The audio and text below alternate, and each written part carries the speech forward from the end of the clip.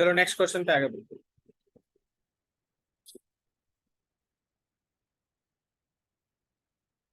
लिखा particle slides on the surface of a fixed smooth sphere starting from the top most point, find the angle rotated by the radius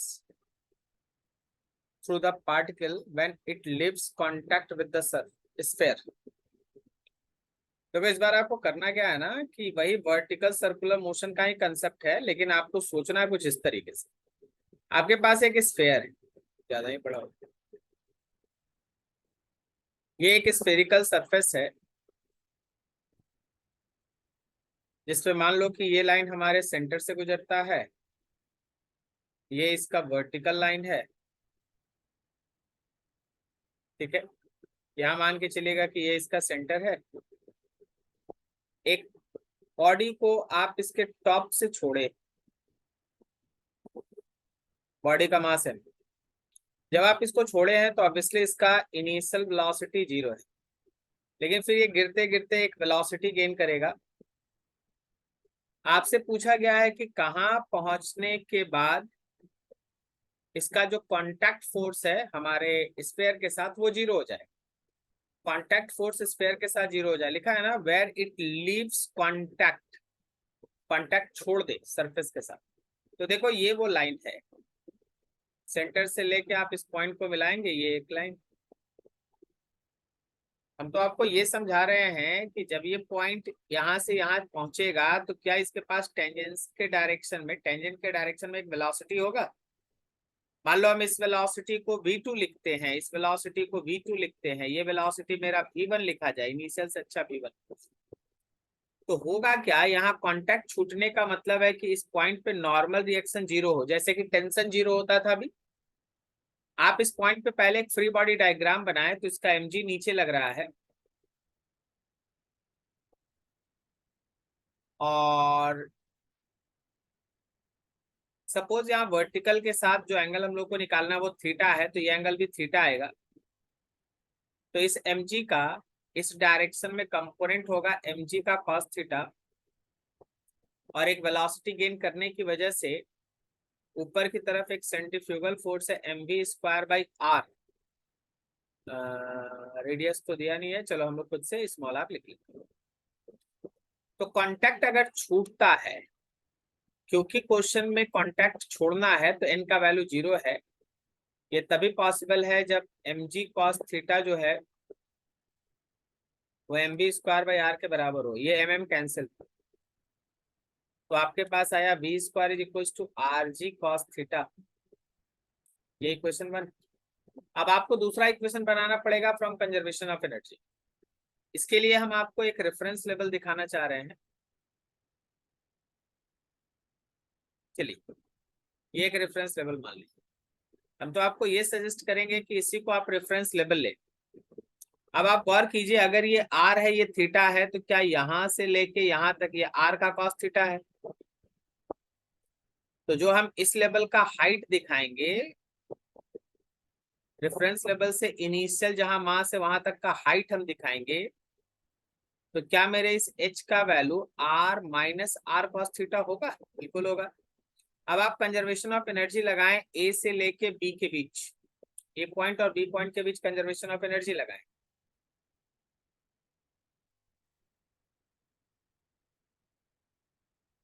applying conservation of energy, तो energy at A को energy at B के साथ equate किए। Energy at ए केवल और केवल potential energy है भाई mgh, वहां पे स्पीड नहीं है, और बी पॉइंट पे केवल काइनेटिक एनर्जी है ½ mv²।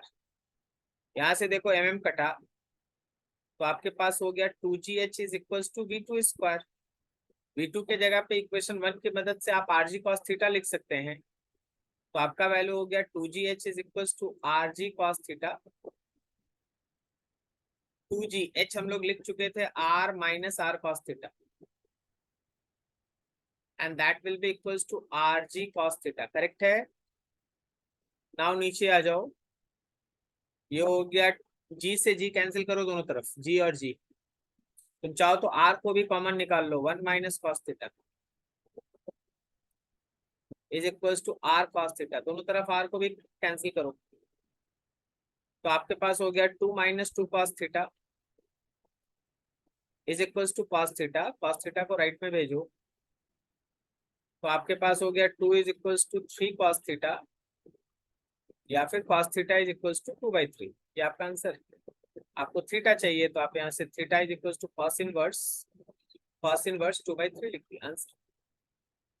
तो सब क्वेश्चन जो अभी आपके पास सीरीज में चल रहा है ना, अब लगभग एक जैसा क्वेश्चन आने लगा, क्योंकि अब आपको इतना दिन में, इतने समय में आपको एक ट्रेंड समझ में आ गया कि पहले जहां लिव्स द कॉन्टैक्ट तो normal 0, string become slack tension 0, वहां से एक इक्वेशन बना लेंगे, फिर कंजर्वेशन ऑफ एनर्जी से दूसरा इक्वेशन बनाएंगे, फिर दोनों को कोरिलेट करके सॉल्व करना है। ठीक है, चलो ये भी क्वेश्चन लगभग वैसा ही। चलो इस सीरीज में ये लास्ट क्वेश्चन बताते हैं, उसके बाद फिर है ना आप लोग अपना देख लीजिएगा, एक दो क्वेश्चन बचा हुआ आप खुद से भी कर सकते हैं, कोई इशू नहीं, और खुद करना भी चाहिए। जरूरी नहीं है कि हम आपको सारा चीज बता दें, एक दो क्वेश्चन लास्ट का छोड़ेंगे, थोड़ा हार्ड रहेगा, करना है खुद से। लेगा particle of mass m is kept on a fixed smooth sphere of radius r at a position where the radius through an angle particle makes 30 degree with the vertical. The particle released from this position. What is the force exerted by the sphere on the particle just after the release? Find the distance traveled by particle before it leaves contact with the surface sphere. चलिए यही question हम छोड़ देते हैं, लेकिन इस question में छोड़ने के पहले हम आपको एक डायग्राम बना देते हैं, क्योंकि है ना थोड़ा सा कुछ कंसेप्ट अलग है, और डायग्राम भी छोटा सा, बस हम कुछ समझाने के लिए बना रहे हैं ताकि आपको क्वेश्चन अच्छे से समझ में आए। देखिए प्रीवियस क्वेश्चन में क्या था ना,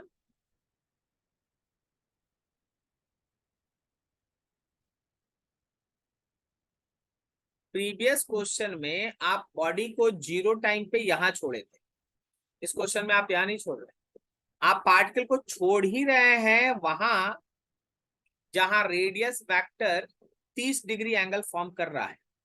आप पार्टिकल को छोड़ रहे हैं वहां जहां radius vector 30 degree angle form कर रहा है। याद रखिए यहाँ का इनिशियल वेलोसिटी 0, और फिर आपसे पूछा कि ये कहाँ कांटेक्ट छोड़ेगा, मान लीजिए जैसे यहाँ छोड़ दिया, तो यहां जब बॉडी पहुंचेगा इट गेन सम स्पीड, वही न्यूमेरिकल है जो बस पीछे वाला है। आपको वही कांटेक्ट छोड़ने के लिए बात करना, मान लो ये पूरा एंगल थीटा है, ठीक है, तो आपको बस करना इसमें ये है कि जो इनिशियल पोटेंशियल एनर्जी आप लिखे थे ना, मान लीजिए आप जैसे इसको ले लेते हैं रेफरेंस लेवल,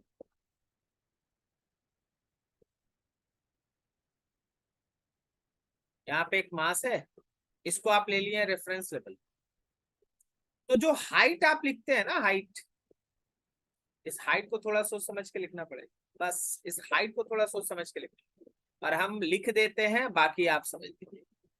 ये हाइट होगा आर का cos 30 minus R cos theta, बस यही अंतर है, नहीं तो फिर से वही कहानी होगा कि अंदर की तरफ काम करेगा mg cos थीटा, यहाँ पे हमको कांटेक्ट छोड़ना है तो इस पॉइंट पे हमको नॉर्मल 0 लेना है, एक वेलोसिटी होने के कारण बाहर की तरफ काम करेगा mv²/r, और फिर से हम बिल्कुल वही, मेरा v2 का जो स्क्वायर होगा वो rg cos थीटा ही आएगा, और फिर हम एनर्जी कंजर्वेशन लगाएंगे ए और बी के बीच, एकदम आइडेंटिकल क्वेश्चन, बस ए का पोटेंशियल एनर्जी में जो एच यूज करना है और बी में काइनेटिक एनर्जी यूज करना है, या एच के जगह पे ये डाटा लिखना है, बस और कुछ नहीं। सॉल्व कर लीजिएगा, आपको आंसर मिलेगा। लेकिन आंसर में भी हम देख रहे हैं, जैसे यहाँ पूछा है डिस्टेंस निकालने, लेकिन आप तो आंसर से एंगल निकाल लेंगे, एंगल को फिर ये डिस्टेंस में बदलना पड़ेगा, ए से बी तक का दूरी, इसको कहते हैं आप आर्क, सर्कुलर आर्क। देखिए जैसे ये एक सर्कुलर आर्क है, आप ये एंगल निकाल लिए, मान ले फाइव, फाइव आ गया, आर है रेडियस, तो इसका जो डिस्टेंस आएगा ना, वो डिस्टेंस होगा 5 × r, 5 × r। अब खुद से बनाओ,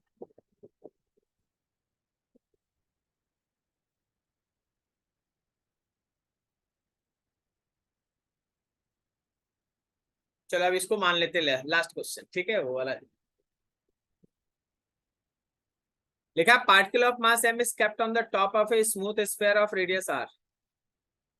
It gives a sharp impulse which impart a horizontal speed v.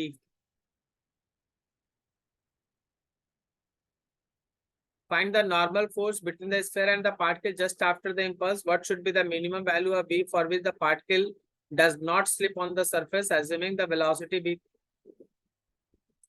ये जो फिगर है उसका ये क्वेश्चन नहीं है, ये नीचे वाला फिगर इसका फिगर नहीं है। ठीक है, हम तो फिगर देख के बोले थे कि चलो इसको बताते हैं। ये क्वेश्चन भी आसान है, जो ऊपर क्वेश्चन लिखा वो भी आसान है, बस प्रीवियस न्यूमेरिकल ही है। प्रीवियस न्यूमेरिकल ये तीसरी बार मेरे सामने आ गया। थोड़ा हिंट कर दें हम इसके लिए भी आपको, एक ही तरह का क्वेश्चन बार बार आ रहा है, थोड़ा थोड़ा चेंजेस है क्वेश्चंस के अंदर। एक स्फीयर के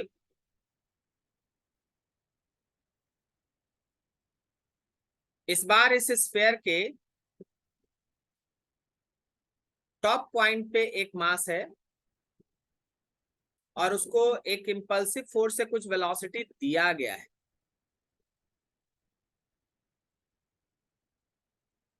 कितना वेलोसिटी दिया गया, मान लो v, क्वेश्चन में मेंशन। क्वेश्चन पढ़ो और फिगर के साथ मिलाओ। देखो, a particle of mass m is kept on the top of a sphere of radius r. इसका रेडियस r है। It is given a sharp impulse which impart a horizontal speed v. Find the normal force between the sphere and the particle just after the impulse. मतलब तुमको यहाँ पे normal reaction दिखा, तो यहाँ पे एक फ्री बॉडी डायग्राम बनाए, mg नीचे, ऊपर की तरफ mv स्क्वायर बाई r, और नॉर्मल निकालना है तो नॉर्मल ऊपर। तो क्या इससे ए पॉइंट पे मेरे लिए नॉर्मल रिएक्शन एट ए का वैल्यू होगा mg minus mv square by r? हाँ बिल्कुल होगा, r मतलब रेडियस कैपिटल। क्वेश्चन के अगले पार्ट में, what should be the minimum value of v for which the particle does not slip on the sphere? एक मिनट,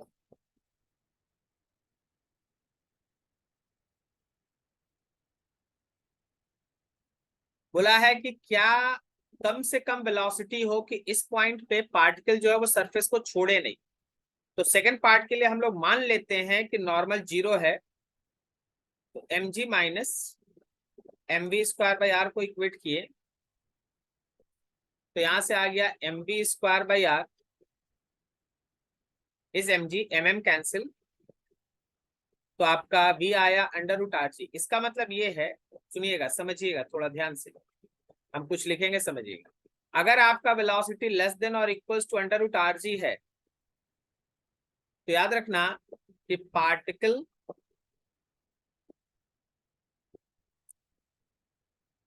स्फीयर के साथ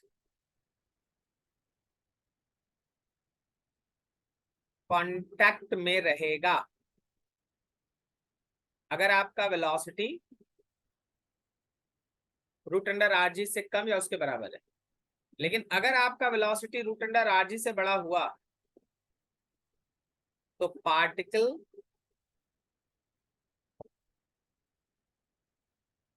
स्फीयर को छोड़ के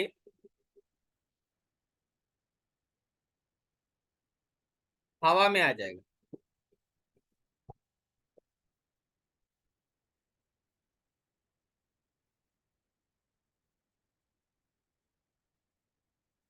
तो आपका वेलोसिटी रूट अंडर rg से कम ही होना चाहिए, तभी वो है ना सरफेस के साथ कांटेक्ट में रहेगा। क्वेश्चन का अगला answer, assuming that the velocity v is the half the minimum calculated in part b, find the angle made by the radius of the particle with the vertical where it leaves the sphere, again leaves the sphere। अब आपको करना क्या है ना, इस बार stop point पे, इस बार stop point पे, एक मिनट,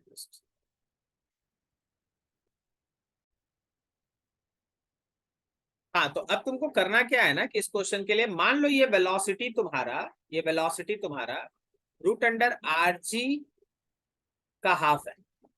अब आपको फिर से न्यूमेरिकल वैसे ही बनाना है जैसे आप बार बार अभी तक 3 बार बना चुके। आपको मानना पड़ेगा कि कहीं ये सरफेस को लीव कर रहा है, फिर आपको कंजर्वेशन ऑफ एनर्जी लगाना पड़ेगा, फिर आपको चेक करना पड़ेगा कि ठीक है यहाँ लीव कर रहा है, तो 2 इक्वेशन बनेगा, एक कंजर्वेशन ऑफ एनर्जी से बनेगा, एक आपके फ्री बॉडी डायग्राम से बनेगा, और फिर वैसे ही न्यूमेरिकल बनाइए जैसे आप अभी तक कर रहे थे। ठीक है, और फिर ये एंगल निकालिए, आपसे पूछा गया find the angle made by the radius of particle with the vertical. ये एंगल निकालिए कि कहाँ ये कांटेक्ट सरफेस को छोड़ रहा है। कांटेक्ट छोड़ने का मतलब हो गया कि आप नॉर्मल को 0 करके चलिए। तो बहुत बार हो गया, अब आप इसको खुद से कंप्लीट करेंगे लास्ट पोर्शन। ए और बी पॉइंट के बीच कंजर्वेशन ऑफ एनर्जी लगाइएगा। ए का वेलोसिटी कितना लीजिएगा, जितना कि आप कैलकुलेशन में लाए हैं, जितना कि आप कैलकुलेशन में लाए हैं उसका हाफ। आप कैलकुलेशन में कितना लाए हैं, √r(g). आप कैलकुलेशन में कितना लाए हैं, √r(g), उसका हाफ। ठीक है, तो √r(g/2) लेके आपको सॉल्व। चलो एक और देख लेते हैं।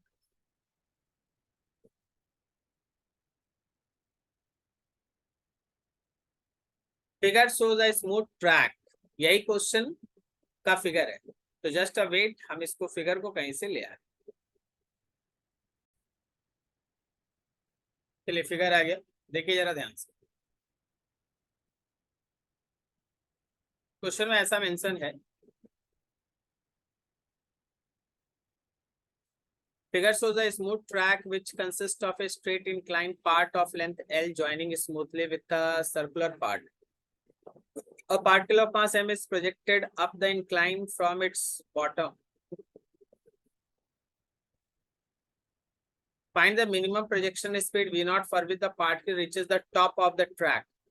Assuming that projection speed is 2 v0 and that the block does not lose contact with the track before reaching its top, find the force acting on it when it reaches the top. Assuming that the projection speed is only slightly greater than v0, where will block lose contact with the track? देखिए हर question जो है वो ABC जो भी part है वो है ना, पहले v0 से स्टार्ट होता है, और v0 के लिए है ना आपको थोड़ा इस फिगर को ध्यान से समझना होगा। देखिए स्टार्टिंग लेवल जिसको आप रेफरेंस लेवल कहते हैं इस न्यूमेरिकल में, वो यहाँ रख लीजिए। मतलब यहाँ क्या ये टच करना चाहिए, थोड़ा मेरा ड्राइंग गलत है।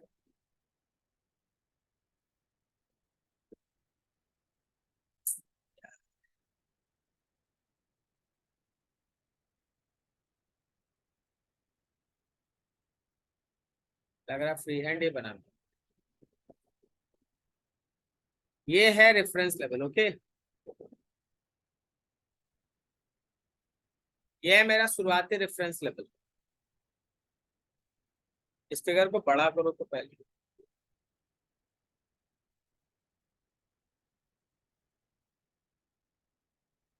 आप ये सोचिए कि नीचे वाले रेफरेंस लेवल के रिस्पेक्ट में टॉप पॉइंट तक पहुंचने के लिए यहां तक आखिर टोटल हाइट कितना है।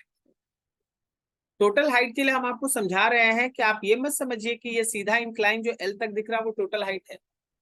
इंक्लाइन का लेंथ यहीं तक है। मान लो नीचे वाला पॉइंट A है तो इंक्लाइन B तक है, लेकिन B के बाद भी इसका कुछ ना कुछ हाइट है। हम लोग को तो इस D पॉइंट तक चलना है, जबकि यहाँ पे सेंटर है। चलिए हम लोग सबसे पहले है ना वो जो एक्स्ट्रा छोटा सा हाइट दिखाई दे रहा है उसको कैलकुलेट करें, तभी हम कंजर्वेशन ऑफ एनर्जी लगा सकते हैं। एल अगर ये है तो यहां से यहां तक का वर्टिकल हाइट, ये तो अपना एल साइन थीटा है, ये तो अपना एल का साइन थीटा है। अब आपको ये एक्स्ट्रा हाइट सोचना है। ये एक्स्ट्रा हाइट के लिए है ना कि स्फीयर को बड़ा करके बनाते हैं।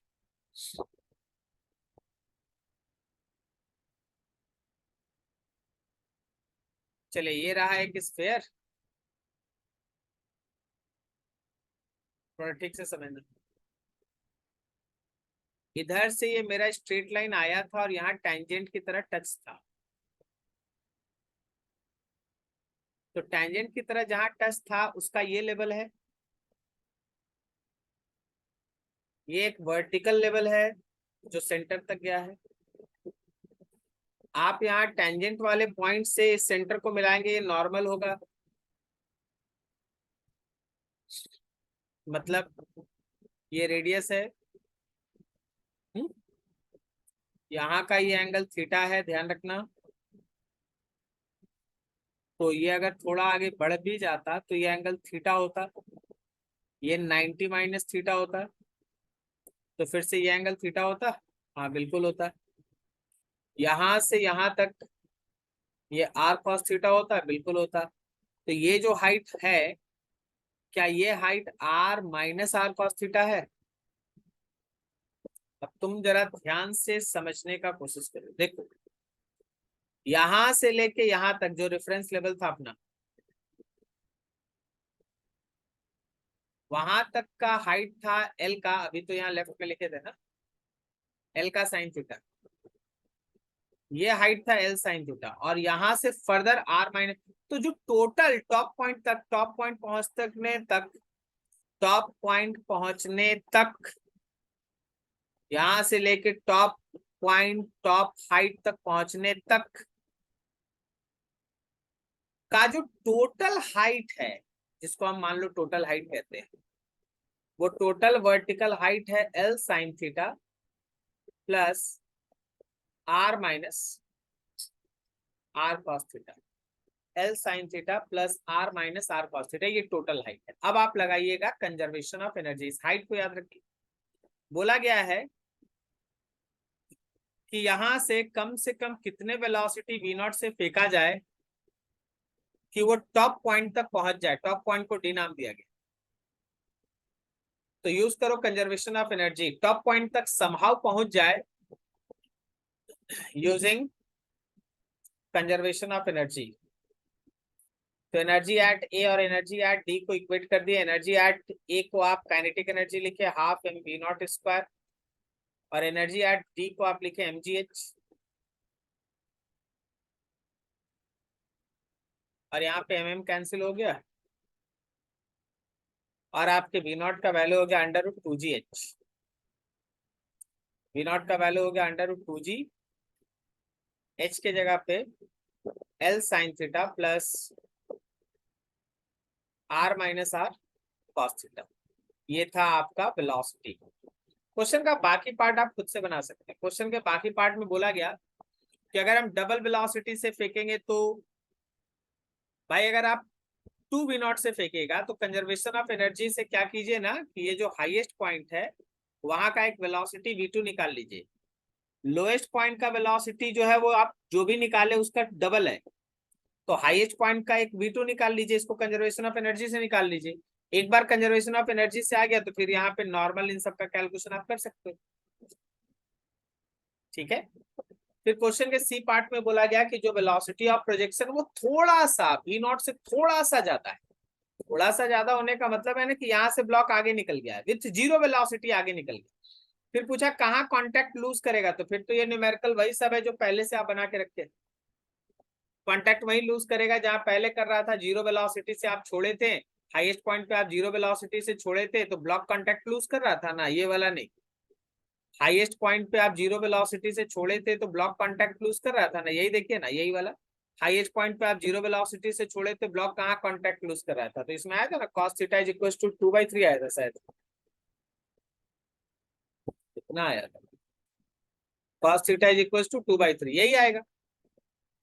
जब आप इस दिए गए न्यूमेरिकल में जो बॉडी को प्रोजेक्ट कर रहे हैं उसका वेलोसिटी जो भी आप कैलकुलेशन किए हैं उससे थोड़ा सा ज्यादा है, तो बस होगा क्या ना कि टॉप पॉइंट पे जाके रुकेगा नहीं, टॉप पॉइंट पे जाके रुकेगा नहीं, थोड़ा सा आगे बढ़ जाएगा, थोड़ा सा आगे बढ़ जाएगा, तो फिर कांटेक्ट कहाँ लूज किया, यही आपसे पूछा गया है, तो इसको खुद से बनाना है। ठीक है, चलो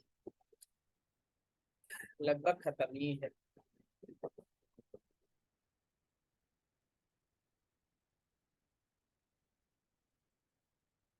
लिखा है chain of length L and mass M lies on the surface of a smooth sphere. अच्छा, चेन है। अभी तक आप ब्लॉक ले रहे थे, तो ब्लॉक और चेन में अंतर क्या होता है ना, कि ब्लॉक जहां है वही है, लेकिन चेन जो है वो एक तरह का मास डिस्ट्रीब्यूशन है, और इसमें चेन का लेंथ भी दिया है। With one end tied to the top of the sphere, Find the gravitational potential energy of the chain with reference level at the center of the sphere. Suppose the chain is released and the slide down the sphere. Find the kinetic energy of the chain when it has slide through an angle theta. Find the tangential acceleration of the chain when the chain starts sliding.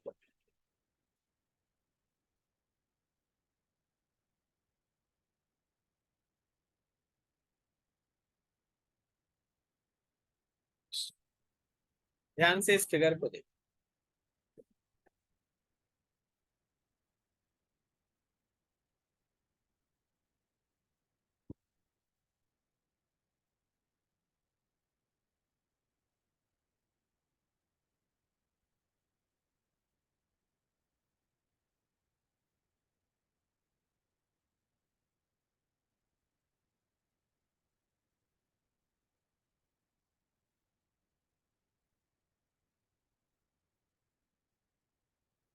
यहां से एक chain है,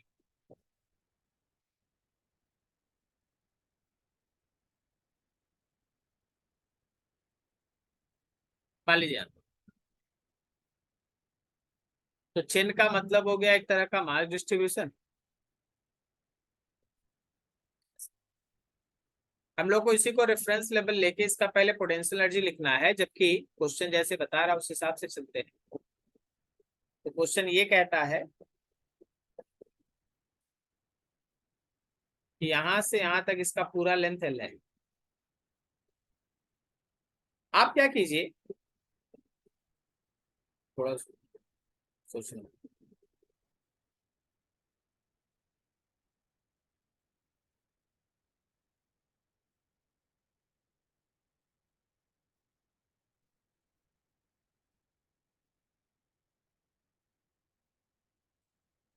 आप क्या कीजिए, ऊपर से theta angle पे एक एलिमेंट्री पार्ट कट कीजिए जिसका एंगल डी थीटा हो और लेंथ डीएल और इसका मास हो डीएम। सही है। इसका भी एक लेवल बनाओ क्योंकि इसी का पोटेंशियल एनर्जी हम लोग को लिखना है। सही लेवल नहीं आया, एक बार फिर रफ करके बनाते हैं।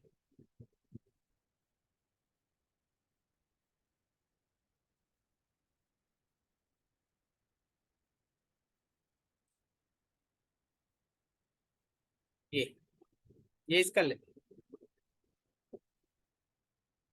अगर ये एंगल थीटा है तो यहां से यहां तक का दूरी ये रेडियस का कॉस थीटा है। सही है। तो with respect to this reference level जो स्मॉल पोटेंशियल एनर्जी आएगा, चलिए थोड़ा कैलकुलेशन करते हैं एक बार। With respect to reference level जो स्मॉल पोटेंशियल एनर्जी आएगा वो होगा M G H.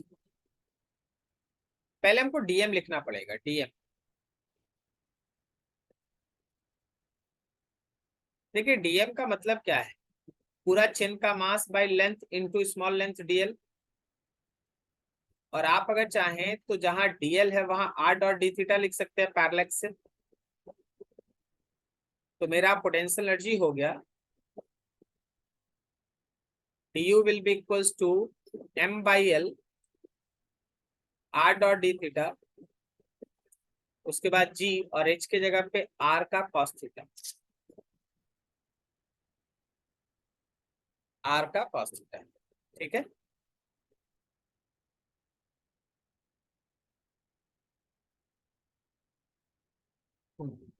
r cos।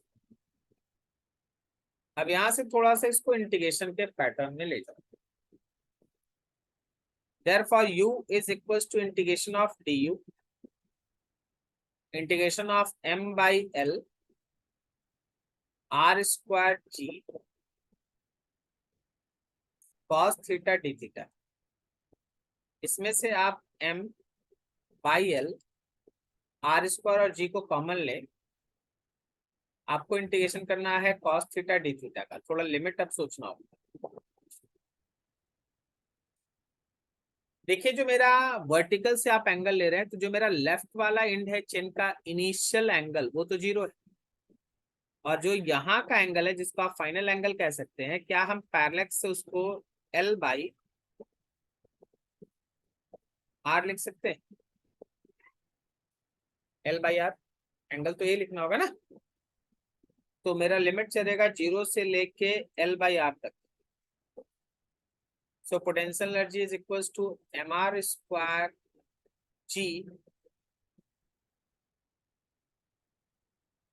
mr square g by L cos theta का इंटीग्रेशन साइन थीटा 0 से लेके L बाई आर तक। और ये हो गया हम लोग का mr square g by L,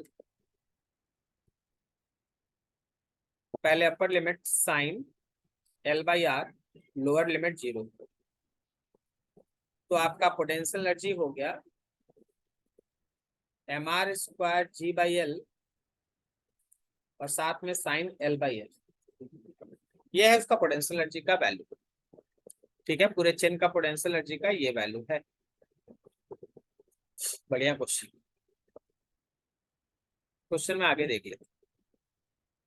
Suppose the chain is released and slide down the sphere. Find the kinetic energy of the chain when it has slide through an angle theta.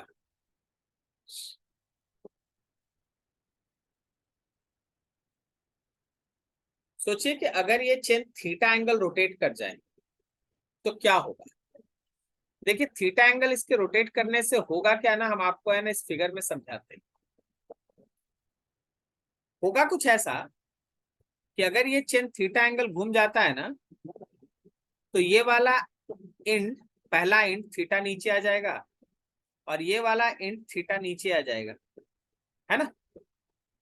इसका मतलब ये है कि मेरा इनिशियल लिमिट थीटा होगा और मेरा final limit theta plus L by R होगा। मान लेते हैं कि अभी जिस पोजीशन में, जिसमें कि हम लोग केस 1A सॉल्व किए, उस समय के पोटेंशियल एनर्जी को आप इनिशियल मान लीजिए। उस समय के पोटेंशियल एनर्जी को, ये वाला जो आया ना, इसको आप इनिशियल पोटेंशियल एनर्जी मान ले। तो हम एक बार फिर से फाइनल पोटेंशियल एनर्जी निकालना चाहते हैं। तो फाइनल पोटेंशियल एनर्जी में हम यहां से बदलाव करेंगे इस लाइन से। वो होगा हम लोगों का mr square g by L integration cos theta D theta. Initial limit होगा थीटा और फाइनल लिमिट होगा theta plus L by R. तो मेरा फाइनल पोटेंशियल एनर्जी हो रहा है, मेरा फाइनल पोटेंशियल एनर्जी हो रहा है mr square g by L, ये आपका साइन थीटा, थीटा से लेके theta plus L by R तक। तो ये फाइनल पोटेंशियल एनर्जी हो रहा है mr square g by L sine theta plus L by R और माइनस साइन थीटा। करेक्ट है, बिल्कुल। अब तुम सोचो कि ये जो इनिशियल पोटेंशियल एनर्जी था और ये जो फाइनल पोटेंशियल एनर्जी था, जब चेन स्लिप करके नीचे आएगा पोटेंशियल एनर्जी घटेगा। तो जो भी पोटेंशियल एनर्जी का लॉस हो रहा है वो काइनेटिक एनर्जी में गेन होगा। ठीक है, काइनेटिक एनर्जी का मतलब है, सीधा समझो, लॉस इन पोटेंशियल एनर्जी। और जब आप वर्ड लॉस लगा दिए तो आप इनिशियल पोटेंशियल एनर्जी में से फाइनल को माइनस कीजिए और आपके पास काइनेटिक एनर्जी आएगा। पोटेंशियल एनर्जी है, इनिशियल था mr square g by L sine L by R minus final potential energy है अभी आपके पास mr square g by L sine theta plus L by R, ये एक साथ एंगल में है, और माइनस साइन थीटा। इस माइनस के बाद का ब्रैकेट को ओपन कर लिए mr² g बाई एल को कॉमन ले लिए,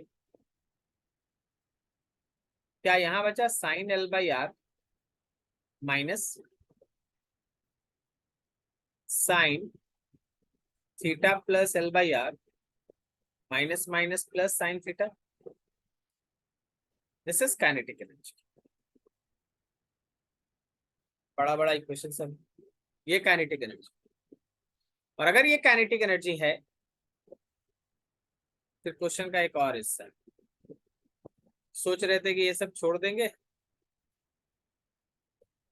आपसे बोल रहे थे कि अगला छोड़ेंगे अगला छोड़ेंगे, धीरे धीरे यहाँ पहुंच गए, खत्म ही हो गया। क्वेश्चन का अगला हिस्सा है, find the tangential acceleration dv by dt of the chain when the chain start sliding. Acceleration निकालना है। तो देखो काइनेटिक एनर्जी तक पहुंच गए हो ना, तो चीजें आसान है। काइनेटिक एनर्जी का ही सहारा से आप एक्सेलरेशन निकाल। काइनेटिक एनर्जी का मतलब हो गया हाफ mv², और राइट हैंड साइड में आपके पास है mr² g by L sine L by R minus sine theta plus L by R plus sine theta. ये तो है, ये दोनों तरफ m cancel, and it is half of v² is r² g by l sin l by r minus sine theta plus L by R और plus sine theta. देखिए आपको dv by dt चाहिए, डिफ्रेंशिएट कीजिए।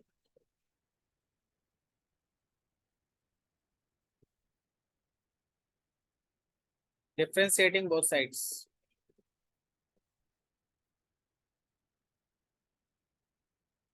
With respect to time. आप differentiate कीजिए with respect to time. Half two v dv by dt r² g by L constant sine L by R constant है, differentiation 0 हो गया, minus sine theta plus L by R, sine का differentiation cos cos theta plus L by R, लेकिन अंदर में theta दिखाई दे रहा, तो वो भी तो लिखना होगा ना, D theta by D T plus sine theta, sine का डिफ्रेंशिएशन कॉस थीटा और साथ में फिर से D theta by D T. ये two two cancel, v into DV by D T r² g by L. देखो दोनों में ही हमारा D theta by D T है, उस D theta by D T को बाहर निकालो। ब्रैकेट के अंदर बचा है minus cos theta plus L by R और प्लस कॉस थीटा। क्या हम D theta by D T को ओमेगा लिख सकते हैं? ही डीवी बाई डी टी, यहाँ r² g by L, D theta by D T को ओमेगा लिख सकते हैं। ओमेगा और v में रिलेशन आपको मालूम, minus of cos theta plus L by R and plus of cos theta. v को लिख दो ओमेगा आर, यहाँ है dv by D T r² g by L और ओमेगा, यहाँ है minus cos theta plus L by R और plus of cos theta. थोड़ा ध्यान दो, ओमेगा से ओमेगा कैंसिल और r से ये square cancel. Therefore dv by dt का वैल्यू आया राइट हैंड साइड में g r बाई एल और अंदर में है minus cos theta plus L by R और प्लस कॉस थीटा। ये हमारे एक्सेलरेशन का एक जनरल फॉर्मूला है, डीवी बाई डी का जनरल फॉर्मूला है। लेकिन क्वेश्चन में जैसे हम पढ़ रहे थे हमको दिखा कि इनिशियल एक्सेलरेशन पूछा है। अगर आप इनिशियली बात करेंगे तब तो आपका थीटा 0 होगा, क्योंकि चेन तो एकदम ऊपर से स्लाइड करना स्टार्ट किया था। तो जहां थीटा 0 पुट करोगे आपको इसका आंसर मिल जाएगा। सो GR/L माइनस कॉस L/R और +1, this is your answer, this should be your answer. Dv by D t, थोड़ा कहीं अगर कैलकुलेशन मिस्टेक नहीं हुआ होगा तो सब कुछ सही होता, परफेक्ट, बेहतरीन और जबरदस्त। ठीक है, क्वेश्चंस पे ध्यान लगाइए, क्वेश्चन कैसे अपना रंग बदलता है, रूप बदलता है, समझिए। एक से एक नंबर, बेहतरीन। ठीक है, अब अगला तो हम आपको आपके भरोसे छोड़ रहे हैं, एक ही लास्ट क्वेश्चन है, उसको आप खुद करो। ठीक है, चलिए बहुत अच्छा सीरीज है, इसको बनाइए और अगर हो सके तो लास्ट के 10-15 क्वेश्चन पे खूब काम कीजिए। यही आपको है ना फिजिक्स का वो बेस बना देगा ना, जिंदगी भर आप ये सब चीजें ना कभी भूलिएगा नहीं। फिजिक्स रटा थोड़ी ना जाते, तो समझने और कंसेप्ट का खेल होता है। एक बार चीज क्लियर हो गया, मैथमेटिक्स पे थोड़ा कमांड है, जैसे यहाँ बहुत अच्छा खासा डिफरेंशिएशन और इंटीग्रेशन का यूज है। अगर आप मैथमेटिकली भी अगर डिफरेंशिएशन इंटीग्रेशन में वीक है तो भी इस तरह के क्वेश्चन में आपको प्रॉब्लम हो जाता है। तो बेटर होगा कि आप इन सारे चीजों को बहुत अच्छे तरीके से एनालाइज करें। और HCV का क्वेश्चन है तो डायरेक्ट आपके कंपटीशन लेवल के हिसाब से है, तो उस हिसाब से आप अपना देखें। ठीक है, चलो बहुत बढ़िया, यही है work energy power. Next series में फिर और आगे बढ़ेंगे। ठीक है, थैंक यू।